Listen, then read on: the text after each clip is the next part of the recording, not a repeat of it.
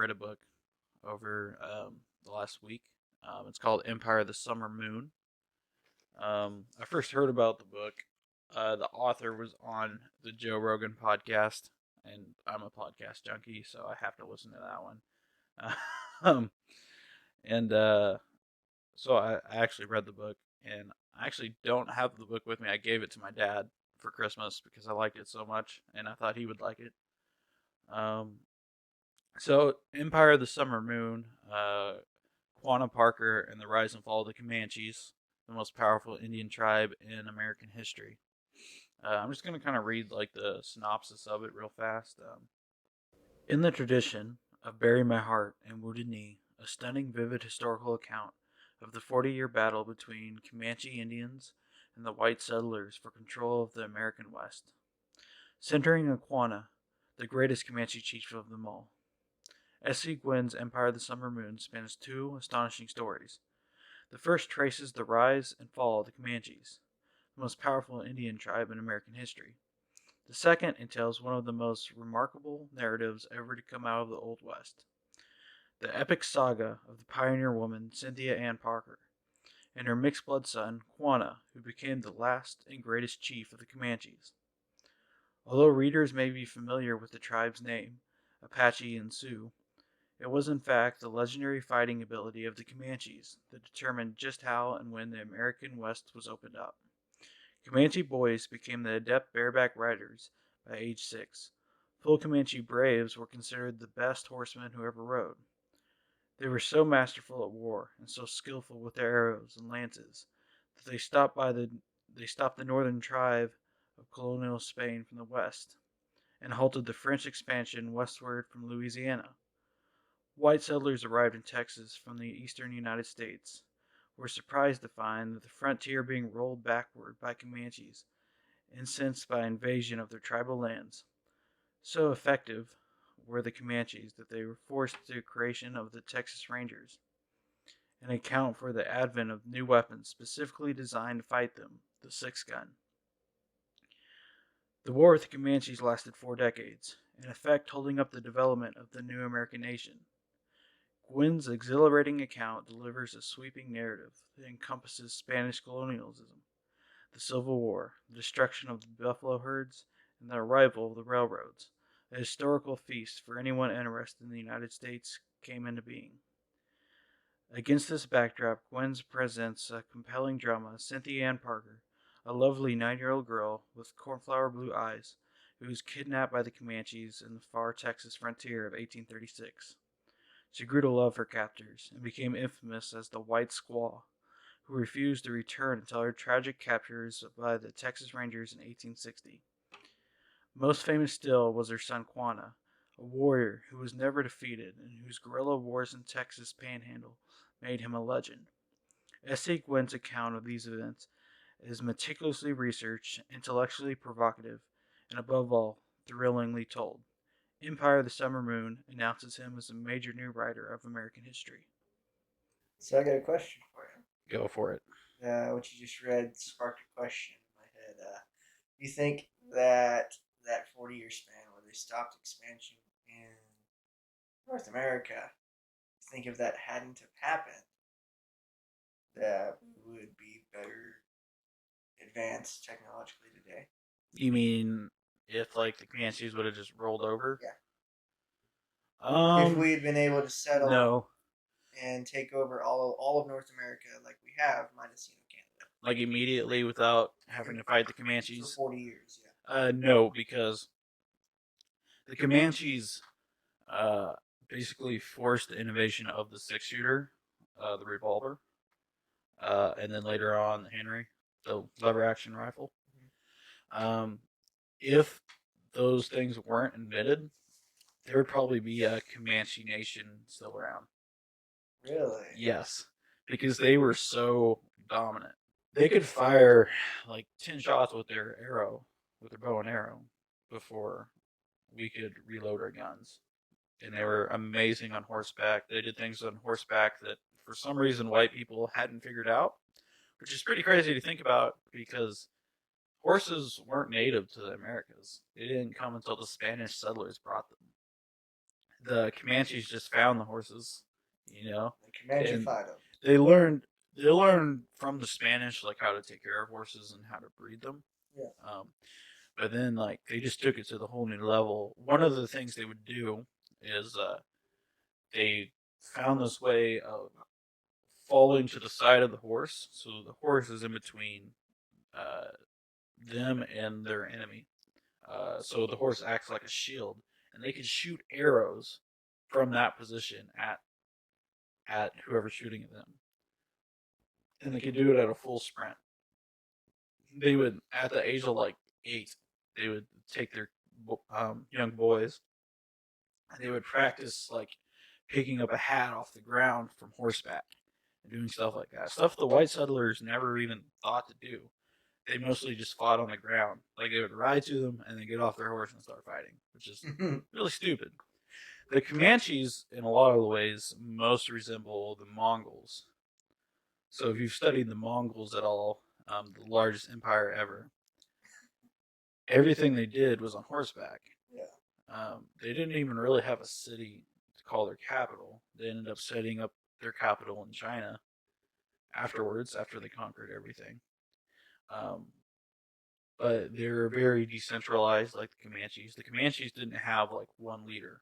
They were like just a group of hunter gatherers, weren't they?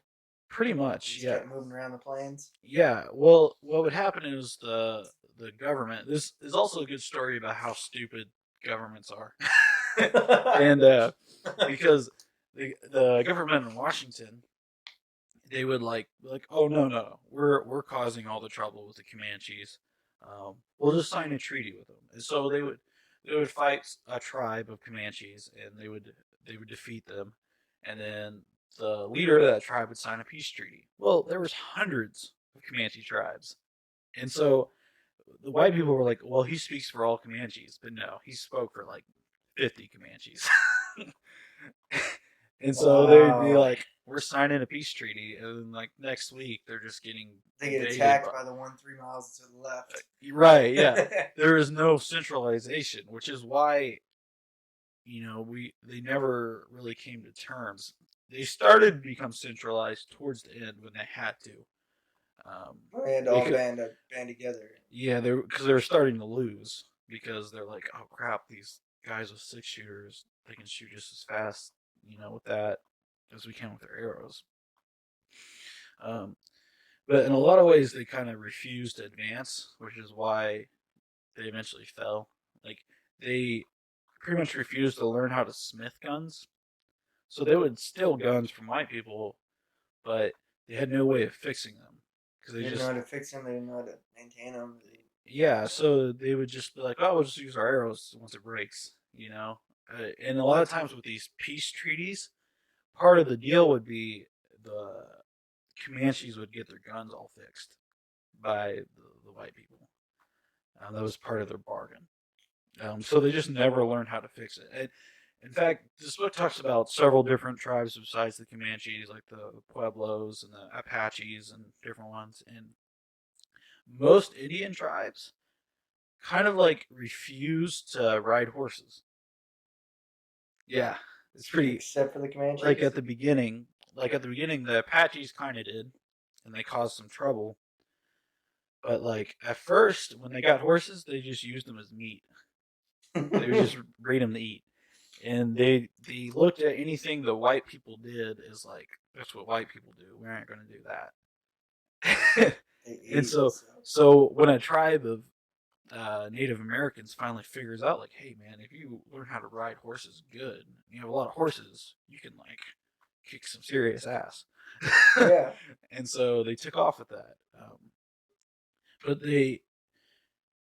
they were so powerful at a time. If they would have came together, they could have easily set a border and traded with the whites and set up their own country, because we couldn't have done anything about it. Well, they didn't want to advance. Well, they refused to build things. Like they didn't. Like how colonization works is you go in, you build a fort, and you hold that fort. And then you slowly expand from there. You slowly expand. But they didn't do that. They just raided people and took all their stuff. And one crazy thing about it, is they were unbelievably.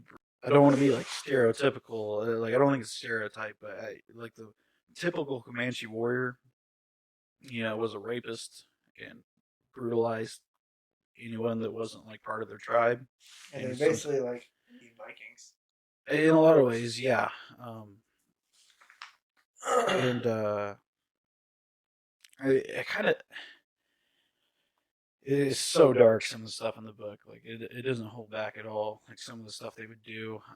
The book starts out at the very beginning, detailing a story. I don't remember the exact details, but how they would hold like the mother down and rape their daughters and stuff like that, and then kill them and do all sorts of horrible stuff to people. And what's crazy about the Comanches is they had no word in their language for surrender, so they always just fought to the death, and that's what they did when they were fighting white people, when they were fighting other tribes. Like that's how they thought about things. You fight until you die. Yeah, it's, And they must have made it a lot. Yeah. well, what's crazy is they would capture white children and Yeah. women solely because they were killing themselves off so fast they couldn't reproduce fast enough. So they would capture all the women and just impregnate them, just to keep their population up. And that's how they kept their numbers up. And they I've would never heard still of that show. happening Yes. at any other time in history. I mean, I'm sure it's happened. I mean, the cons, Did the cons do Mong. that too? Oh, dude, 10% of the people in Asia are directly descended from Genghis Khan. Because He got around a lot. he just raped so many people. Jeez. Like he killed so many people, You know how many dude. people are in Asia? There's a lot of people. Well, Probably like 4 billion. he killed so many people in Asia. He killed like I don't know. I think it was like I don't know. It was like 10% of the world at the time. He killed so many people that like the carbon footprint, like you were looking at the layers, like oh, it's not as much carbon right here. Genghis Khan killed everyone. like, like it was just so incredible. God. Uh, yeah, so the it was just so unbelievably brutal about everything, and it's not like the different.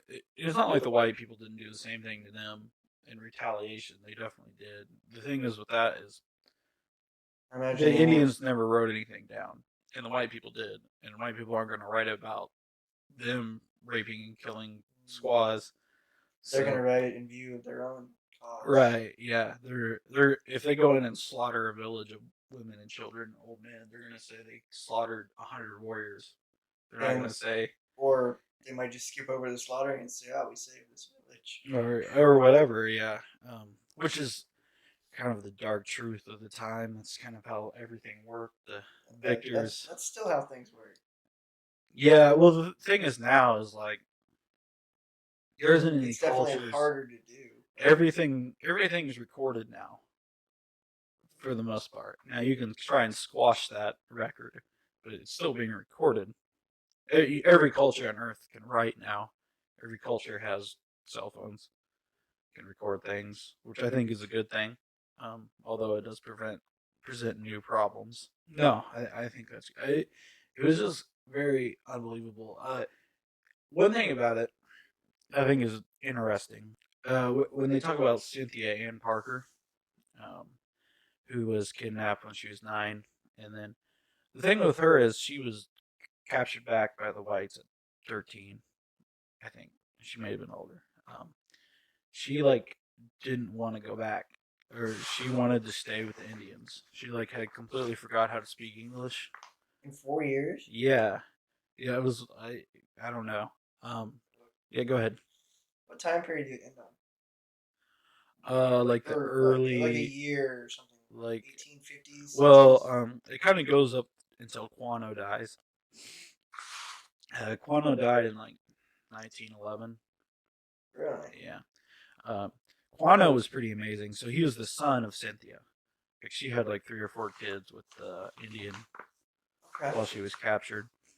And so Quanah was half white and half Comanche, and like he was like all the like depictions of him. They said he was like extremely tall and extremely muscular, Yeah. and which Comanches weren't tall. You know, they're usually kind of short, stocky people. Yeah. So maybe that was kind of his Parker blood mixed in there. But he like rose up as one of the great chiefs, and like later in life, whenever he like went from just like slaughtering everyone, and then when he decided it's time to surrender, like he was a genuinely great leader.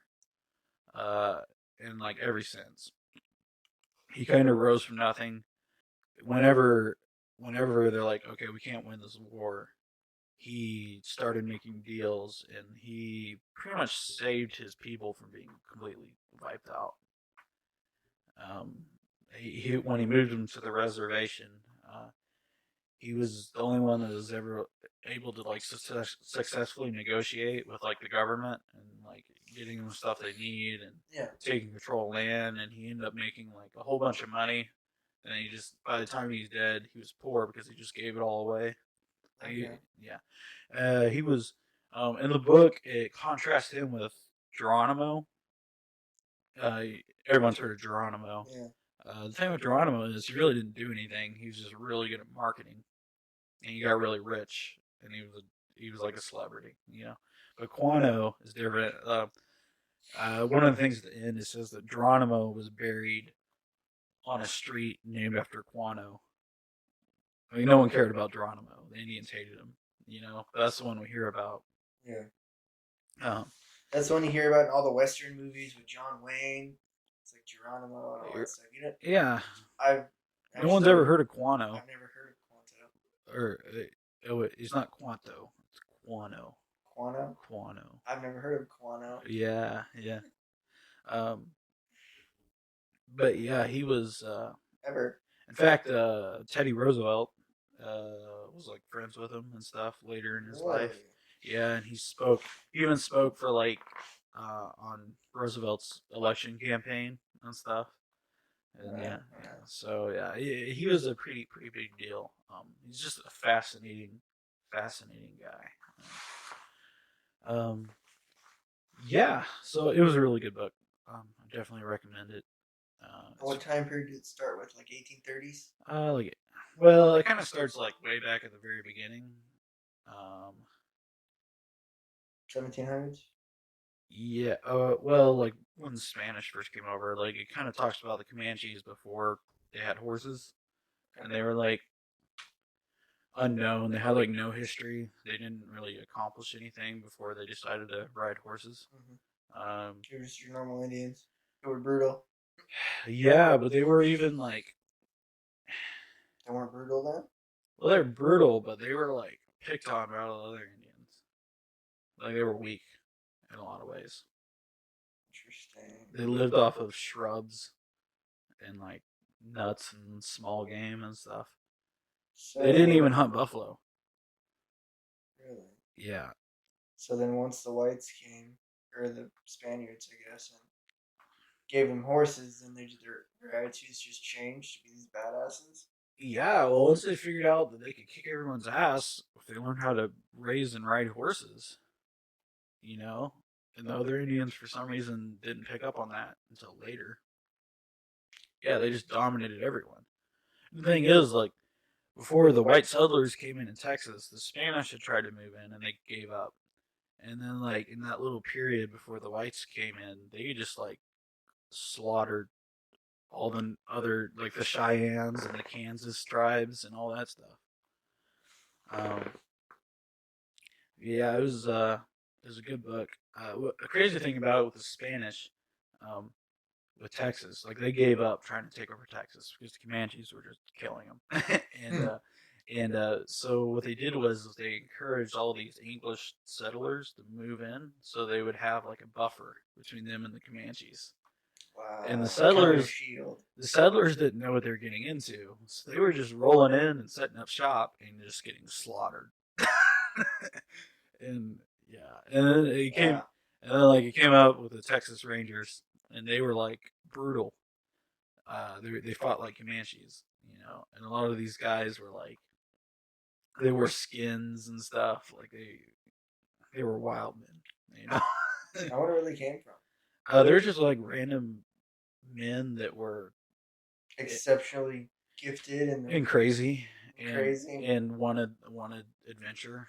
You know, they're kind of nutty. Okay. Yeah, and they're probably guys that were too wild to actually serve in the military. They couldn't take orders, so they were just like these ragtag teams of wild men that would hunt the Comanches, and that's super fascinating. Yeah, that sounds really interesting. You know, very different than Chuck Norris and Walker Texas Rangers. Uh, Yeah. Was there any record in the book of the Indians burying their enemies in the ground, just leaving their head above and letting them bake in the sun? I didn't say anything like that. I kind of doubt the Indians would have done that. I just saw it in a Western movie once. That's all. Yeah, I've seen it in a few too. Yes, I kind of doubt they would have done that at least very often because it's a lot of work to bury someone up to their neck. Maybe if they did something really horrible. Maybe, yeah, but I imagine most of the time they just scalp people and torture them like normal. Yeah. What was their deal with scalps? Why did they want hair? It was like a trophy. I guess. Look at all the scalps I have. And I know the whites started doing it too because they would like there was like a bounty on Indian scalps in some places. Yeah. So I bet you there was guys that tried to pass off normal scalps as Indian scalps too. I bet you. Why is this Indian blonde? What? Oh, it's Wish.com. Yes. I don't know, man.